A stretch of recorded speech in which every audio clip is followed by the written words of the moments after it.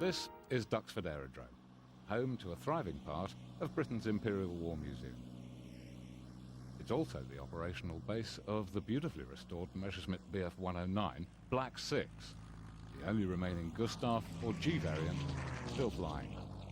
On the 12th of July 1991, Black 6 arrived here from Benson Airfield to take its place in one of the world's foremost centres of aircraft restoration and preservation. With over 130 flying and static aeroplanes on display, it's Europe's largest collection of its kind. Duxford's purpose as a living and working museum is to preserve for us now and for future generations historic aircraft like Black 6. We preserve old aircraft because they can help us interpret to future generations history of warfare in the 20th century. Our job is just to show what happened, tell what happened, and let people come to their own conclusions. Certainly not glorified. These 6 hangars contain Black 6's stable moves, veteran aircraft from every major conflict in the 20th century.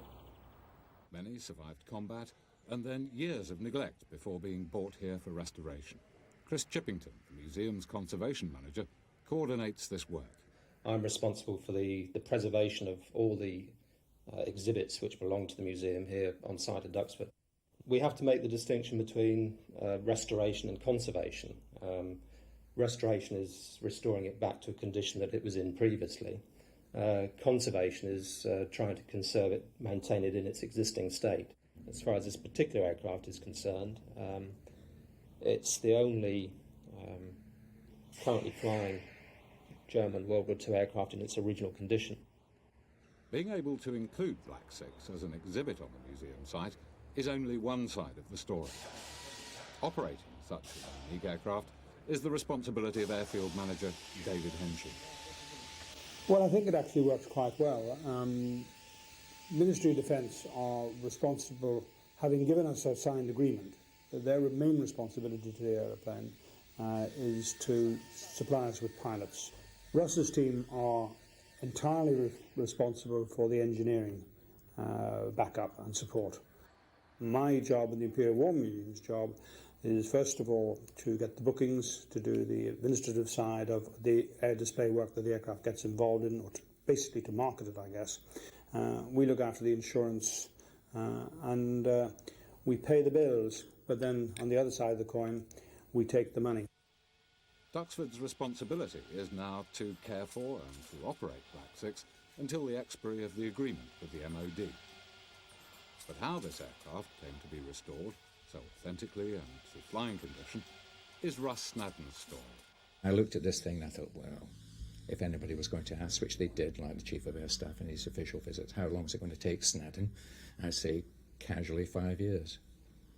I've since come to regret that little statement. The history of Black 6 can't be fully understood without first gaining some realisation of the development and historical background of rearmament in post-World War I Germany.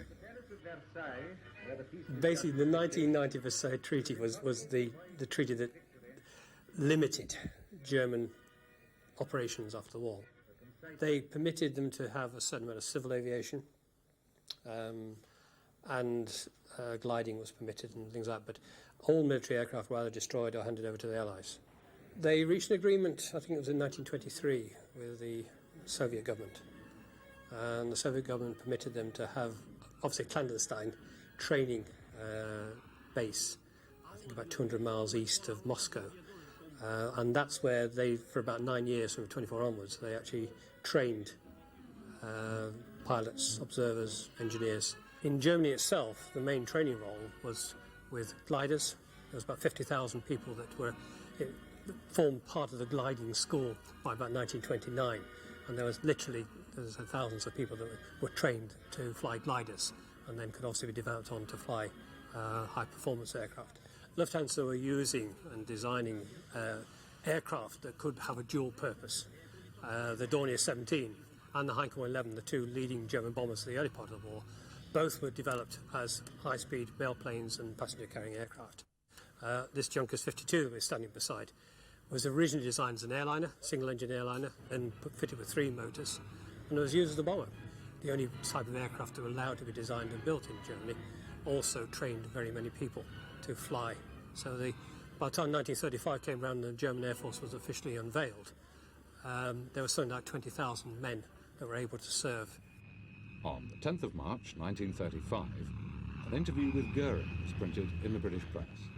He stated, "It is not the creation of an offensive weapon threatening other nations, but rather a military aviation strong enough to repulse attacks on Germany." Germany was still prohibited from having a military air force, but I think a lot of people realise that if the doubt was going on in places such as Duxford had been redeveloped in 1929 and in the early 30s, because we'd begun to recognise that Germany was going to be a potential threat. Blenheims and Hurricanes, like these beautifully restored examples from the Duxford-based Aircraft Restoration Company and the Sea Hurricane team, were growing in number here in Britain. In Germany, the newly formed Luftwaffe had settled on one design as their frontline fighter. The Bf109 was the brainchild of Willy Messerschmitt. The German Air Ministry issued a specification for a monoplane fighter to replace their biplanes. And there were 4 that were submitted. The Arado and the Focke-Wulf were fairly quickly eliminated from the competition as being not likely to be suitable. But the Heinkel and the Messerschmitt were both given a development contract for 10 prototype aircraft. And in fact, many people in Germany, I think, thought at the time the Heinkel was more advanced, was a potentially greater, more suitable aircraft. I think partly because Heinkel had greater experience in building military aircraft. Don't forget, Willy Messerschmitt had never built a military aircraft, apart from this Messerschmitt 108, which was really a communications aircraft. So there was a bit of a long shot to go for this untried designer. Certainly proved to be correct, with 33,000 Messerschmitt 109s being built. The Spanish Civil War was to be the proving ground for the Luftwaffe. In the late stages of 1936, the Condor Legion was formally formed. And the Germans unashamedly used the Spanish Civil War as a place of development of their aircraft and their tactics. And so they really had a big step in advance of the rest of the world when the Second World War broke out, because they'd proved most of their current frontline aircraft in service in combat. In total, over 30,000 109s of different marks were built. The type remained in service for 30 years and saw combat in every theatre of World War II and beyond. The last 109s to retire were the Bouchons, like this one, restored by the old flying machine company in German markings, Merlin engine Messerschmitts that saw service up until the 1960s and beyond. In September 1942, this Messerschmitt was just one of the many to come off the production line of the Erler Maschinenwerk near Leipzig. The fact that we know this, and almost all of Black Six's history from that date, is a further tribute to Russ Snadden and the 109 team's attention to detail. Well, tracing the history was a start. We had no idea where the aircraft was captured or its Luftwaffe history. Russ knew that this 109 had been operated by 1426 enemy aircraft flight at Collie Weston during 1944. This rare archive shows it in flight during evaluation tests. But the supposed story of its capture left Russ with many doubts. And the official tale was that it had been captured in Sicily in 1943, I think it was, and I could find no records at all of that being so. It was unlikely that such an early 109 G2 as this would have been in Sicily at that time, when the more heavily armed G6 was in service at the fall of the island. The sand we found in the thing indicated it was probably in the desert. We found lots of sand in the wings and in the wheel well doors and all that sort of thing. So it had to be the North African desert. In November 1976, a photograph appeared in Air International magazine, submitted by Group Captain Keith Isaacs of the Royal Australian Air Force. His letter revealed that this 109 was flown by Squadron Leader Bobby Gibbs at Gambert, Cyrenaica. This was the first breakthrough in the search for Black Six's true history. But not only that, I found a chap who had captured the aircraft who is retired now and lives in Sydney. And through him, and through establishing contact with him, I came out with several photographs from his album, and it established beyond doubt that it was our aircraft. Having established the point in time at which the aeroplane fell into Allied hands, it was then possible to start piecing together its history, first in North Africa and then in England. On the 13th of November 1942, Flight Lieutenant Ken McRae, engineering officer, 3 Squadron, Royal Australian Air Force, discovered Black 6 where it had been left by the retreating Germans on Gambut Main Airfield. He reported it as shot up, with damage to tailwheel, tailplane, canopy and 1 propeller blade. Radio, oxygen unserviceable, and some instruments missing. The following day, repairs were carried out, and 3 Squadron markings, CVV, the personal codes of Bobby Gibbs, were applied, in readiness for his first flight in the 109G on the 15th.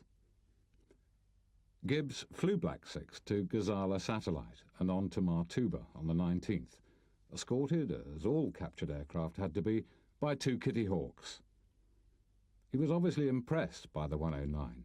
His diary reads, "The 109 is a hell of a nice kite, with a terrific performance." Bobby's plan was to ship his 109 back to Australia as a war trophy, but his prize was required elsewhere for performance and evaluation trials. This was the first serviceable Bf109G to be captured, and at that time it was outclassing all the opposition, including the Spitfire 5. And following an order from AOC, he delivered it to Heliopolis. There, an engineering attachment of 451 Squadron, Royal Australian Air Force, took charge of the Bf109G.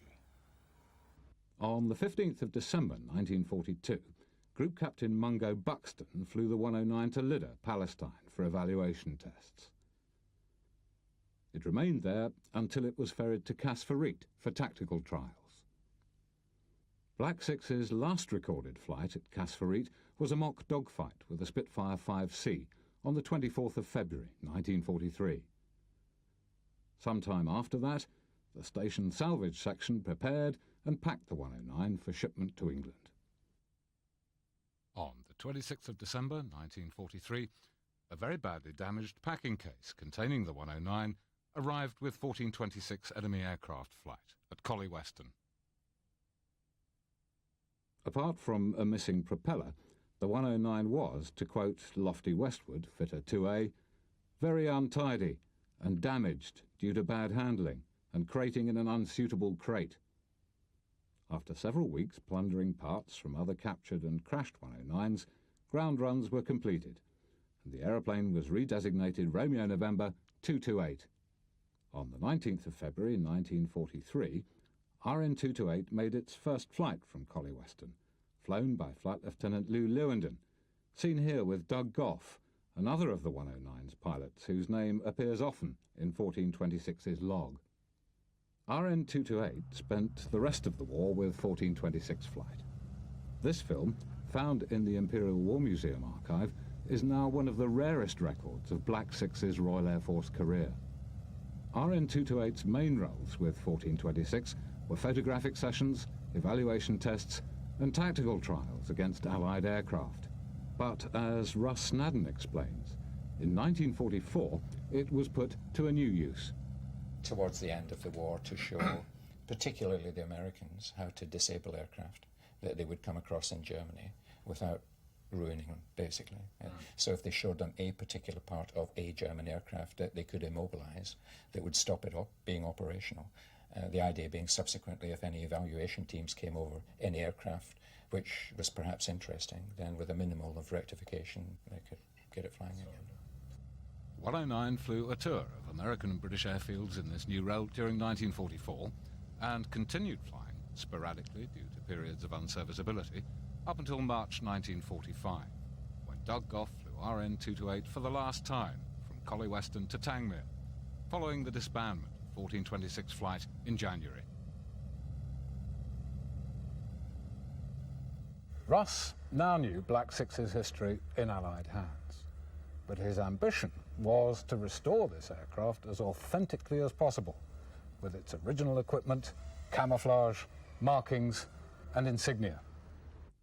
During many hours of research at the Public Records Office, a document emerged that revealed the original German serial number, 10639. Andy Stewart of British Aerospace, who'd helped Russ in the past, then took up the search through the Bundesarchive in Koblenz. The information they supplied corresponded with Allied records of the capture of the 109 and established the Luftwaffe history of Black Six. Having left the Erler Maschinenwerk in Leipzig, work number 10639 was accepted by the Luftwaffe on the 13th of October 1942 and collected by 3 Jägerschwader 77 at München-Riem Airfield. From here it was flown to northern Italy en route to North Africa. Lieutenant Heinz Ludemann was a young pilot who trained with the Luftwaffe during 1941. In 1942 he was on active service in Russia, flying this Bf109F with the 8th Squadron of the 77th Fighter Group. In Luftwaffe terms, 8 Staffel Jägerschwader 77. Heinz's tour of duty in Russia lasted until mid-October 1942, when his unit was withdrawn from the Eastern Front for redeployment to the desert. They flew their Bf109s to Munich, and after some home leave, collected their new Bf109 Gustavs to follow the route through Italy to North Africa. Heinz normally flew Black 4, but it's quite possible that Black 6 flew with his unit to the desert. Black 4 was unserviceable, and Heinz flew Black 6 in combat with P-40 Kitty Hawks, similar to this example from the fighter collection. According to Ludemann's diary, he sustained slight injuries to his head and body during this action, but he managed to return Black 6 to the airfield at Cote Fire, leaving it there and continuing by road west, only just ahead of the Allied breakthrough at El Alamein. Black 6 was ferried by an unknown pilot to Gambert Airfield, 200 miles away, for repair. But the Allied advance was too swift, and it was abandoned following the removal of vital equipment. Heinz Ludemann was killed in combat with P-40s over Tunisia on the 10th of March 1943. His nephew, Heinz Langer, attended the rollout ceremonies in May 1991 at Benson and gave an account of his uncle's career before presenting Russ Snadden with 2 of his uncle's medals. Black 6 is, as it was when Heinz Ludemann last flew it in combat, an accurate restoration of an Axis fighter in the Desert Campaign. But in its post-war life it suffered from several, as Russ describes them, very imaginative paint jobs which were applied for appearances on Horse Guards Parade during Battle of Britain Week. In 1961, the Bf109G went to Wattisham, where a proposed rebuild was started by one of the flight lieutenants stationed there. His idea was to restore the thing to flight, only he was going to do it in 6 months, you know. That puts the whole thing in perspective, really. He was going to fly it with the legs bolted down with a big bar between them to hold it down. He was going to throw which he subsequently did, he threw all the German instrumentation and paneling away and put in a basic piece of aluminium with basic British instruments in it. Suffice to say, after some months, they put it to the board to assess, his board at whichever command it was in these days, and they said, no way, sunshine, put it back together again the way you got it. The 109 returned to static display and spent a further 10 years appearing in various fictional guises at open days around the country. On the 30th of September 1972, Russ Snadden inherited the Bf109 G2 that we now know as Black 6. Its arrival at Lynham marked the end of Russ Snadden's search for a suitable aircraft to restore, and the start of 22 years' hard labour for Russ and his team. I'd been involved in preservation for 20 years by that stage. Firstly, through one of the first preservation societies in the country, Historic Aircraft Preservation Society, which is sadly gone now, but we managed to save lots of aircraft like Lancaster, Walrus, Corsair, Seafire, Sabre, all through donations from the people who owned these things. It's changed days now, they cost a fortune, but in these days people were glad to get rid of them. But that fell asunder when I was with the service in Singapore. But then I found myself on the Comet Squadron at Lynham, and the lifestyle there was such that you would go around the world for about 2 weeks, 3 weeks, and have a similar amount of time in between trips. So I thought I could make use of this time and restore an old aircraft. And the 109, I have to say, wasn't my first target. My first target was a Focke-Wulf 190, which is still one of my favourite aircraft today. First I saw of it, it was at RAF Lynham where I was stationed, and it had been delivered from RAF Watersham in Suffolk in the back of 2 Hercules transport aircraft. One Hercules brought back the fuselage complete with propeller, and the other one brought a pair of wings back. And the first I knew of it was a little corporal in the customs shed ringing me at my quarters on the base saying, "Do you know anything about a Messerschmitt 109, sir?" To be perfectly candid, I'd only seen pictures of the aircraft. I'd never actually seen the aircraft myself. And it looked, dilapidated, but nothing irrecoverable, I thought. Inside it had been totally gutted. There was nothing really of use inside the aeroplane at all. The engine was in a sorry state, externally at least. Lots of bolts were missing, pipes were bent, damaged, broken.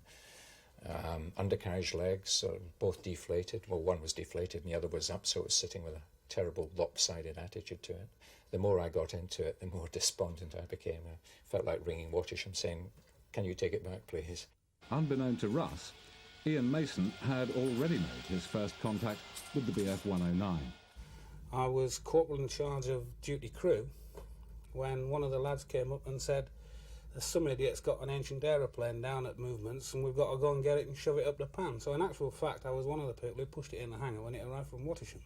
And it went in circles all the time. You had to push it for about 50 feet, then drag the tail sideways, then push it again, because one leg was completely collapsed and the other one was still hanging onto a bit of pressure. And at that point was when you became aware of bits of brown paper stuffed in the wing roots and cardboard fairings held on with self-tapping screws. And so, yeah, it was in a pretty bad shape. Having got his 109 and survived the initial shock, Russ started work. So my primary intention was to restore it as accurately as I could. The secondary thing was just a little thought in the back of my head. If we found it was okay, why not fly it? Because there wasn't one flying. The next stage really was to investigate all the damage and what we could do with it and all the rest of it. But at this stage, having cleaned the fuselage down and looked at the very superficial corrosion we'd got rid of, it all looked nice, and suddenly the rug was pulled from under and 216 Squadron disbanded, and I was faced with a move somewhere. I knew Northolt of old. It's a tiny little airfield with not a lot of hangarage and lots of airplanes, and I thought my chances of shoehorning even a small Messerschmitt 109 there must be remote. And I was very surprised contacting both the station commander and the engineering officer. Said, "Bring it along, we'll put it in somewhere." I wasn't particularly happy, I didn't particularly like brides. And I got a phone call one day from a squadron leader at MOD saying, did I know a Flight Lieutenant Snadden? Yeah. And did I wish to continue working on a 109? Yeah. So you'd be happy with a posting to Northolt? Certainly. He's very persistent, very good at his letter writing. Russograms are called in the trade. Ian and Russ had spent most of their spare time at Lynham cleaning and preparing the Gustav. It looked lovely at this stage. That was the fuselage. The fuselage had been done. One wing had been done externally, the other wing we hadn't touched. The engine by this stage had gone to Rolls-Royce at Bristol Filton just down the road. They volunteered to have a look at it for us. By this time, Russ and his 109 were becoming well known. But how did the Royal Air Force regard the project and its use of official space and equipment? I only agreed to take the aircraft on provided everybody stayed out of my hair. I wasn't having anyone breathing over my shoulder every inconvenient moment, and also that they put no time limit on it, because having been involved in restoring aircraft in the past to a more superficial degree, anything that you reckon might take 2 days generally took a week. So as a result of that, I'm glad to say that both the MOD and the Air Force, from a higher level, kept out of my way. There tended to be a bit of interference, basically because, of course, we were using hangar space which really should have been used to service the operational aircraft of that station and not restore a museum aeroplane. I could see the point of view. It was irritating, nevertheless. Having established my ground rules, the other side of the coin was they established their ground rules. The coin's an appropriate phrase, come to think of it. And that was that they would give no public funds towards the restoration. Anything that was done had to be done voluntarily and by people giving their time and parts and all the rest of it, which didn't bother me at the time. But then, as I said, having seen inside the aircraft and seen just how much was missing, then it started to worry. Ian's not known for his gift of the gab, but somehow he managed to win over about 3 of his team members on the south side of the airfield. He was responsible for seeing in and servicing to a minor degree the visiting aircraft, and he managed to cajole them into coming along to have a look at the 109, and fortunately out of the 3, 2 became regular members of the team for a couple of years, and that really did help. Up until 1977, the team were fitted into the hangars at Northolt, but then very suddenly they were ordered to move out. Their new accommodation came as a shock. The medieval conditions we had at Northolt. We were in a little blister Nissen hut, which really couldn't be termed a hangar in any sense of the word. There was no heating, very little lighting. No water, no toilet facilities. Holes in the roof. Now I'm well out of the Air Force, I can probably say we got our electricity by opening a fuse box, putting 100 yards of cable, shoving the leads into the fuses, bang the fuse back into position, switch the fuse box back on and run everything off the one lead. Despite the problems, work progressed over the next few years.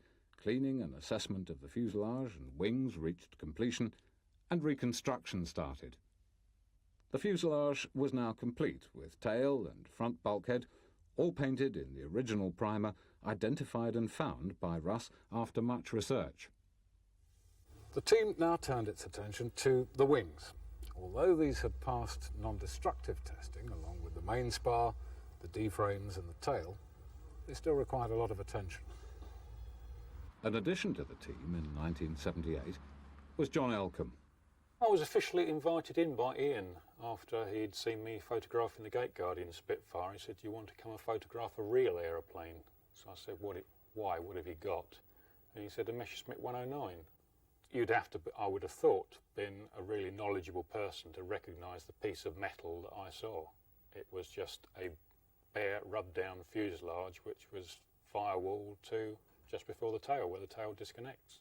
And I'd no sooner said there's anything you want clean while I'm here. I've got Sundays the whole day off, I'm not doing anything. And Scotch Brite's in the hand and there's a piece of pipe given to me before I knew what would happen, sort of thing. And it went on from there, literally. Availability of bits was sometimes something that you thought, will we ever find whatever? It wasn't a case of knowing that there was a bit missing and going to the local store and buying it. That was almost like an act of faith. You just carried on doing something else and hoped to God it would turn up by the time you got stuck, and luckily, basically, it always did. One source of parts was the Swiss Air Force, who, together with Pilatus, had developed the P2 trainer from their stock of redundant 109Es. I contacted them and they said, well, you'll have to make an official approach for that and offer something in exchange. Well, I couldn't offer anything in exchange.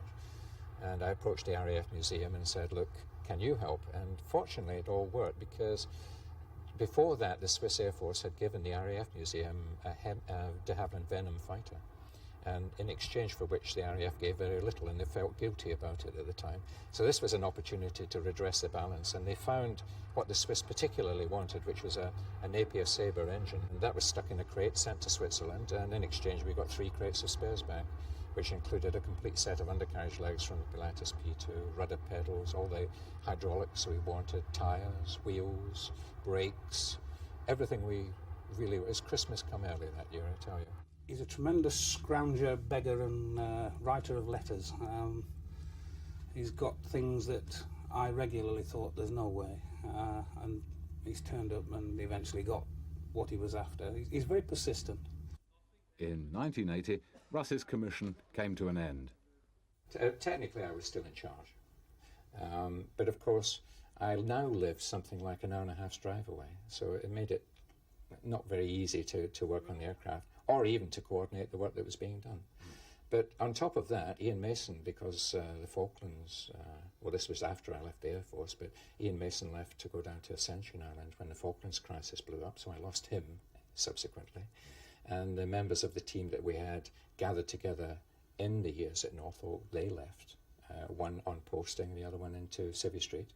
So slowly the team went down to virtually nothing again, really. And also at that stage, interests were being shown. I shouldn't go into too much detail, but there were various senior officers who were starting to take an inordinate interest in the 109, which everybody ignored for 30 odd years before. People who were obviously trying to hijack the project is one that always sticks in your mind. There was a lot of interest there. So subsequently, I was summoned to the station commander's office and told that I'd have to move the aeroplane. Whether the two were connected, I know not. But at that stage, the squadrons at Norfolk were re-equipping or getting more equipment, and space in hangars was becoming more and more scarce. In July 1983, the 109 was on the move again, this time to Royal Air Force Benson in Oxfordshire, its third home in 10 years.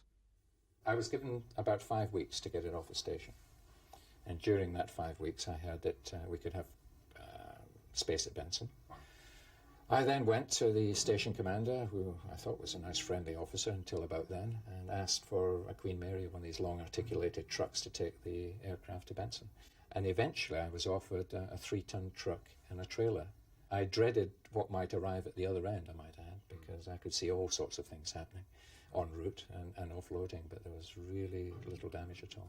Ian, by the stage, had long since left us because of his postings in the Air Force and all the rest of it. I managed to cajole, interest some other people in the new hangar I was in, and the first of those was a chief technician called John Dixon. First I knew about it, it was planted in the hangar outside the little bay where I worked. The undercarriage legs were the first thing we worked on. And I said, yeah, certainly, Russ. And he showed me what he had, which were 2 original legs off the aircraft, which were supposedly serviced and capable of holding oil and air, you know. And when we tried that, it all run out the bottom. And he had another set of legs off a Pilatus aircraft, which are exactly the same, license built by the Swiss. So we had spare legs to play with and look at, and we took it from there. We resealed the legs, put oil in them, charged them up, and whoopee, we got them to hold oil and put the air in, and we had a fully serviceable set of legs. Some weeks later, a corporal called Paul Blacker took an interest. He was an airframes man, magic with his hands. And I just went along, introduced myself, asked him if I could do anything, and he said, yeah, help yourself. So I picked the grottiest looking parts on the rack and took them away. Came back days later with them totally rebuilt, which astonished us at the time. And I just took more and more panels away, and then just as he came in sort of week after week, there were more and more restored bits on his rack waiting to go on the aircraft. And they've become 2 firm members of the team. Sometime afterwards, and well into the time when the aircraft was really starting to take shape again, Ian Mason turned up at Benson on his last posting before leaving the Air Force. It's a tradition in the service that you're given a choice of your last posting. And I walked in the hangar door, and basically slap bang in front as I walked in through the hangar door with my arrival card in my hand is a 109.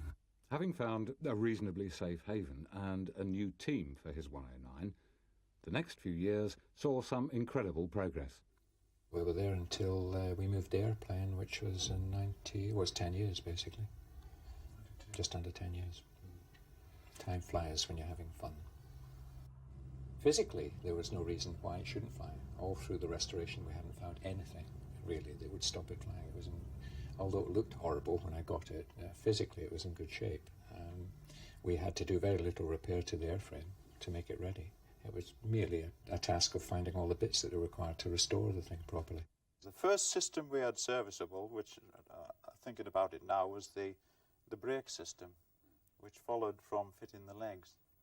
And it's a very simple system, a static line braking system, hydraulic, just like you have on your car. And from there we fitted the wings. But actually putting them on the airframe, fantastic. Putting the wings on. I've never seen an aircraft with its wings on.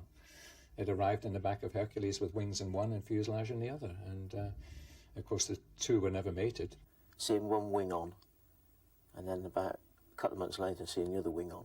Started getting the controls to operate up and down, you know, getting the range of movements. And it was good, you know, from there it sort of blossomed forth. By February 1988, the airframe was largely rebuilt, ready to accept the contents of the Rolls-Royce lorry that arrived at Benson. This great big yellow box turning up, and when we sort of took the lid off, inside was this gleaming engine. And this rather delightful piece of engineering appeared out of this box, glistening, you know, lovely gloss black. A nice gleaming, sparkling, shiny engine. And then we had to sort of hold back for about 2 months before we actually fitted it.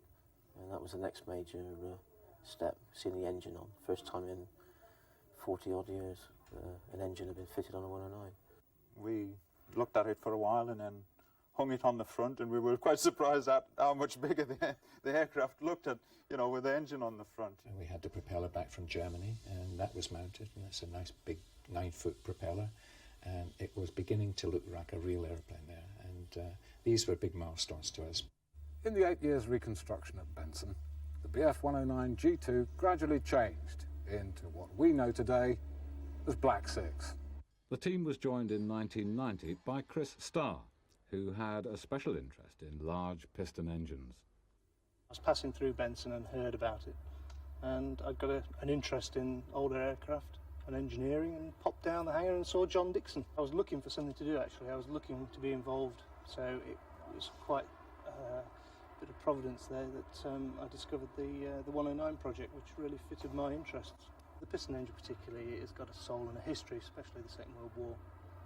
Big engines. And the technical aspects of the Mercedes really are complex.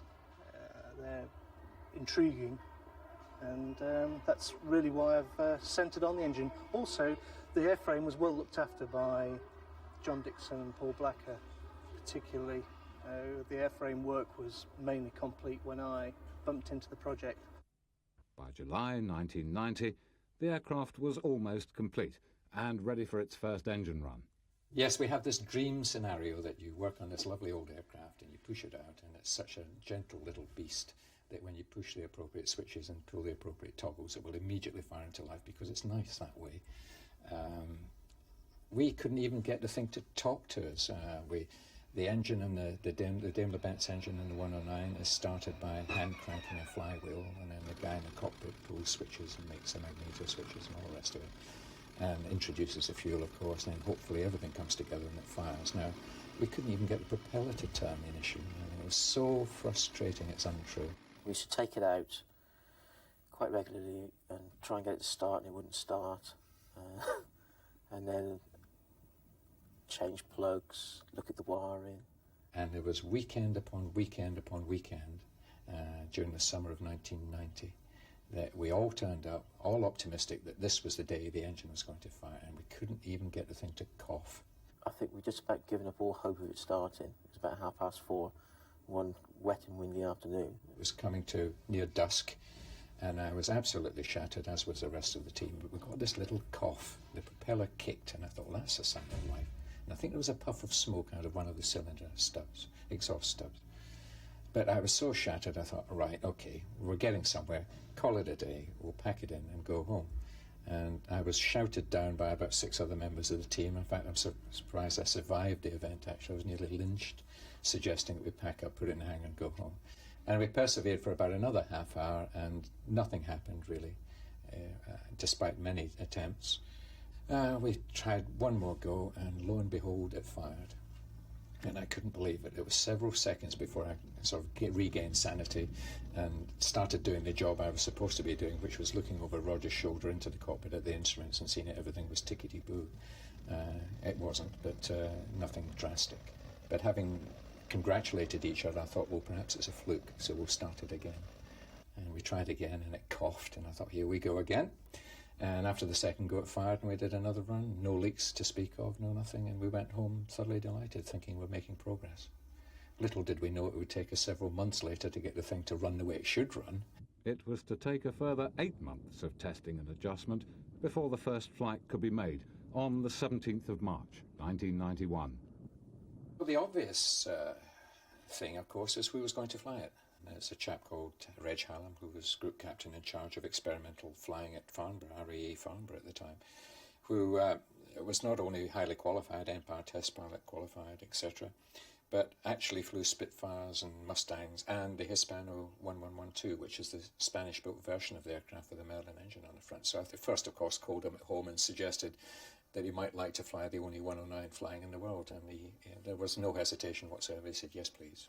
The day it flew, of course, well, to be honest, it shouldn't have done on the day. It was a fairly yucky day and a bad strip. About a month before, Benson had a little radar station put in, and they dug up the grass strip and put a trench across it.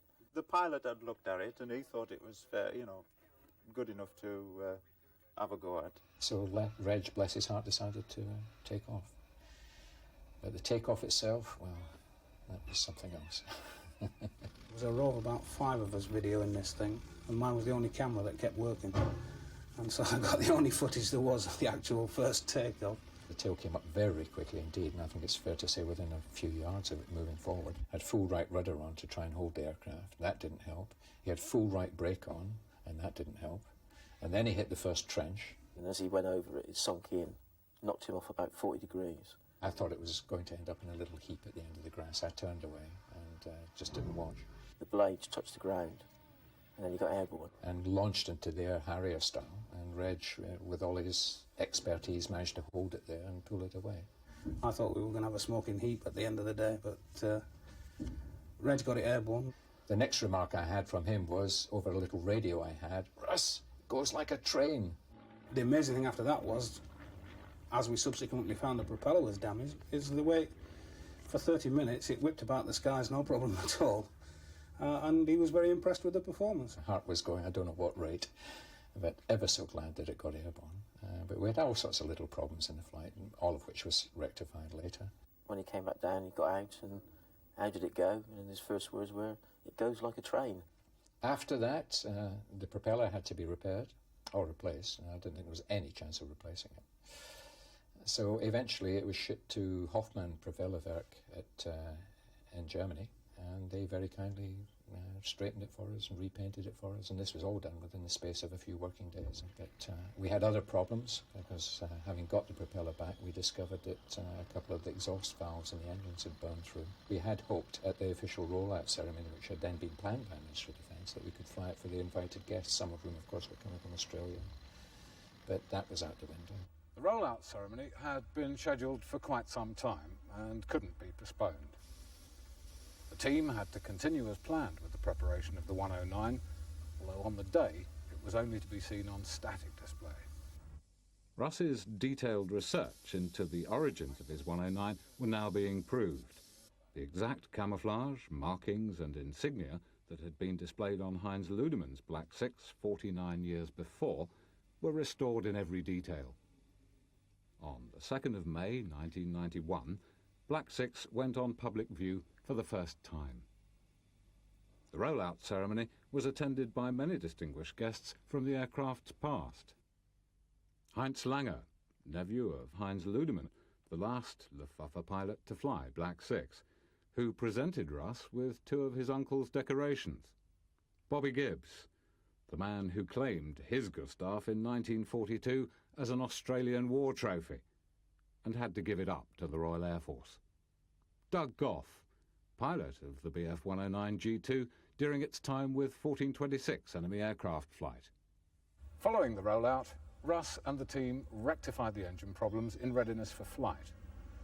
During this time, Russ had been negotiating with the MOD the agreement under which Black 6 now operates at Duxford.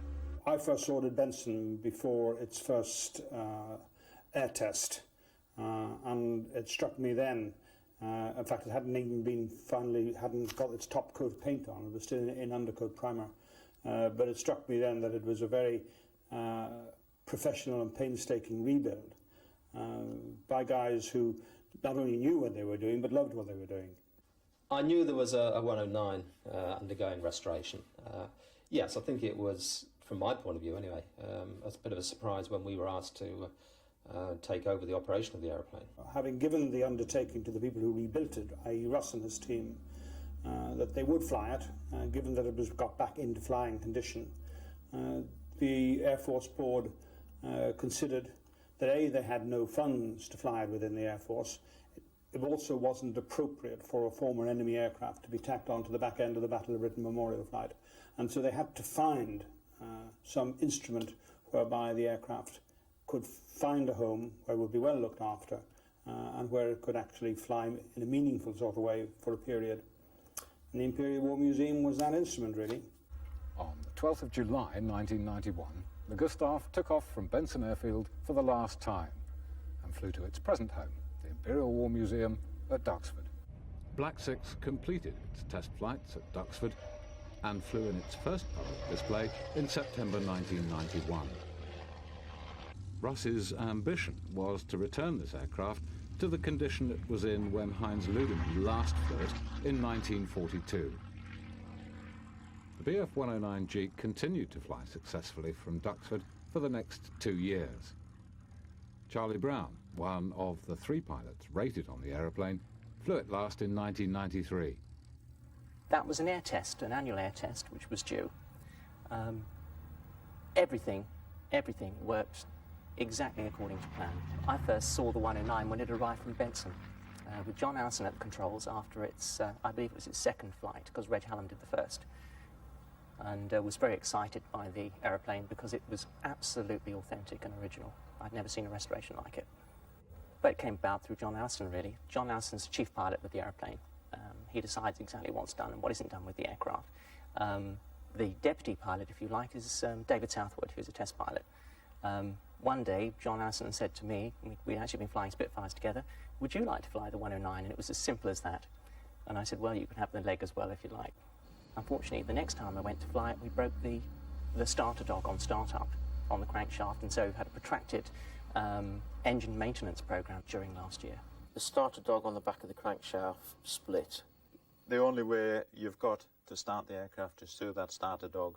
It's not accessible without stripping down the whole of the engine effectively. Whilst we had the rear gearbox off to get the starter dog off, we decided that we would try and cure some of the oil leaks we've been having through the season. So it involved taking off the blocks and the pistons, and when we took one of the blocks off, 5 of the rings were broken, so that was a good start. We could do without that work. During the winter, the engine had undergone an extensive rebuild and was reaching the final stages in the engine workshop. Effectively, the engine comes apart and the gearbox comes off the back, and all to change the starter drive. But these are problems that everybody seems to have with big piston engines. They are labour intensive and they do go wrong relatively regularly, is my experience so far. This time, the airframe was in Hangar 2, awaiting the engine and final dressing. All the team members put in a lot of time, and I think like most adult people, we have a train set to play with. This is my train set. Other people have golf, or some people really do have train sets. I have to balance it as best I can, but it does come down to my wife and her level of understanding. If somebody had come up to me in 1972 and said, here's an aeroplane, it's going to cost you a fortune, you're going to be given absolutely no assistance and stuck in the most god-awful places, and it'll take you 20 years, how about it? I'd have told them where to go and what to do with themselves. Well, I love it. And as of October 93, I'm now a member of the Battle of Britain flight. During the week, I work on the BBMF, and at weekends, work on the Messerschmitt. Doesn't leave me a lot of time to do anything else. I think my wife has become used to me disappearing for a couple of days on end, but it's taken 20 years to get this far. By the end of April, the engine and airframe were reunited, and the final dressing and assembly had begun in preparation for an engine run the following day. On the 1st of May, Black 6 went out for the first engine run of the year. It was just possible that the 109 would take part in Duxford's D-Day air show, should all go well. At this point, a problem emerged. Fuel was leaking from the tank. It was too late to rectify it for the following day. Black 6 sat out the air show while the team tried in vain to resolve their problem. The leak was to frustrate the team for several months to come, although several engine runs completed during May served to prove that the team's work on the engine had been successful. The fuel tank, though, after 50 years, proved to be irreparable. Russ and the team were faced with, at best, a long delay while funds were raised for a new tank, or at worst, the permanent grounding of the aeroplane and its return to static display at the Royal Air Force Museum in Hendon. I've always had a love of flying aeroplanes. To me, an aeroplane is, a historic aeroplane is a very attractive thing to look at and to appreciate, but you don't really get the full value of it until you see it in the air. So you can have a hall full of historic Spitfires, such as they've got at the Royal Air Force Museum in Hendon, on all the Battle of Britain aircraft. They're very impressive, they're very interesting, particularly for people who have never seen them, but they don't come alive until they get into their own environment. And the 109 were not that short of 109s. Yes, it's a fairly rare aeroplane, but there are no 109s flying, and we can afford to do it with one. We know the history. It should be up for people to see. I'd like to see it carry on flying indefinitely, as long as the engine and as long as we can get spares for the engine or the airframe. It would be nice, I think, to keep it going until something else German or another 109 appears on the scene. And there's obviously work going in that direction now. There are a couple in the States being rebuilt to fly just now, but that's the sum total of it. And when you consider that over 30,000 of these were built in all its various configurations and forms, and there's only that small number left, it's a very minute proportion of perhaps one of the most important aircraft of all times. Having kept the team together for so long, what will they do if their aeroplane is taken away from them? I think we shall disperse, most likely, one way or another. We'd like to carry on being associated with Duxford, to be honest with you. I think if you're going to do a restoration, you restore it to how it was like, what it was like, and you overcome the problems to make it, as original as you can. Requires a goal to keep people together, and the goal is this aeroplane, which isn't privately owned, which is publicly owned.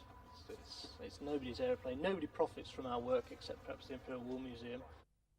The future of Black 6 and the team hung in the balance until early June, when funds were allocated by the Imperial War Museum for a replacement fuel tank. This has just been one more problem for Russ and his team to solve out of the many they've faced over 22 years. Russ has already achieved what no one else has. This is the only aircraft, original German combat aircraft from World War II, flying anywhere in the world. It makes me feel very responsible, I think. But nonetheless, I thoroughly enjoy the flying of it.